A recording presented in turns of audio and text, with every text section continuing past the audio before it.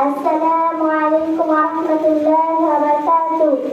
আমার নাম আফসানা খাতুন। আমি শামসুল দৃষ্টি পাবলিক স্কুলের তৃতীয় শ্রেণীর ছাত্রী। আজ আমি আপনাদের সামনে একটি কবিতা নিয়ে উপস্থিত হয়েছি। আজকের এই কবিতার নাম বর্ষা। লিখেছেন অবমনি।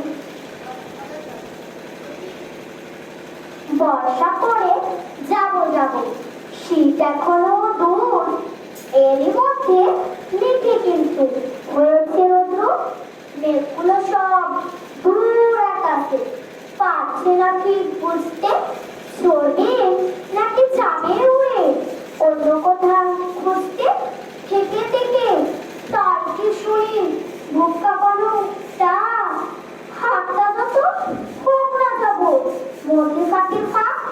আকাশ বাতাস আনমনা আজ শুনে এ কোন ধ্বনি, চিরনতুন হয়েও আছে একার আগমনী, চিরনতুন হয়েও আছে একার আগমনী।